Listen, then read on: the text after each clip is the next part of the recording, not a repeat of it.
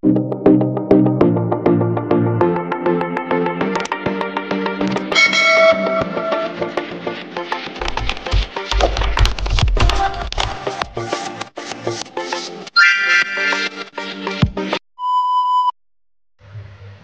mo ito ng 3 beses kapag siya ay iyong kaharap, lalo na kapag siya ay galit, kung gusto mo na mawala kaagad ang kanyang galit sa iyo.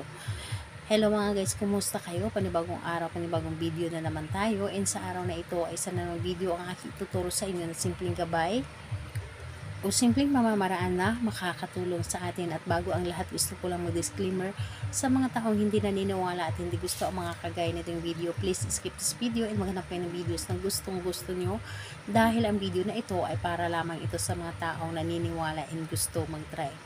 Sa lahat po ng mga nagko-comment dito sa aking video dito sa loob ng aking channel, mag-ingat sa lahat ng mga nagre-reply sa inyo na dinadala kayo sa kanilang WhatsApp Nemo app upang makaiwas po tayo sa scam.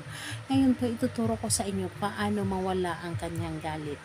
Lalo na kapag siya ay sobrang galit-galit na, magagamit mo ito sa iyong amo, magagamit mo ito sa inyong kaibigan, sa inyong kapatid, kung sa inyong asawa, kung sino man ang inyong kagalit o sino man ang iyong nakasagutan.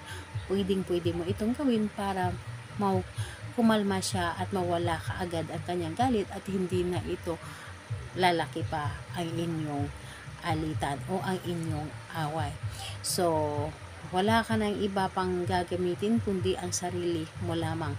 Ang kailangan mo lamang ay buo ang inyong loob sa paggawa nito, and kailangan naniniwala ka sa iyong dapat na gawin. And ayun po, kasi sa paggawa ng isang ritual, kung hindi ka naniniwala dito at nagtiwala, hindi mo ito mapapagana. So, ayun po. So, ang gagawin mo dito is napakadali lamang. Kapag kaharap mo ang taong galit sa iyo o ang taong nagagalit sa iyo o kasagutan mo, titigan mo lamang siya. Titigan mo lamang siya ng palihim.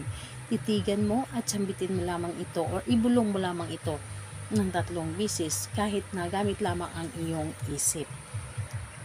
Sabihin mo ang kanyang pangalan at apelyido at sabihin mo, mawawala ang iyong galit. Mawawala ang iyong galit. Mawawala ang iyong galit at ikaw ay kumalma na at hindi ka na magagalit sa akin. So, gawin mo yan. Dapat ay paganahin mo lamang, isip mo lamang. Huwag nang sambitin. Isip na lamang ang paganahin ninyo at yun dapat ang nilalaman ng iyong isip. Maniwala ka. Maging kalma siya at hindi na ito magagalit sa inyo or unti-unting mawala ang kanyang galit sa inyo, lalo na sa inyong mga amo. Kung sobrang stricto na inyong amo, gawin mo ito para sa kanya, para hindi na siya palautos at hindi na ito laging magagalit sa iyo. So, ayun po, kahit anong araw at oras, pwede mo itong gawin basta siya ay nagagalit sa inyo. Gamitin nyo ito palagi kapag ang tao ay nagagalit sa inyo. Salamat po sa inyo. Bye bye everyone. God bless.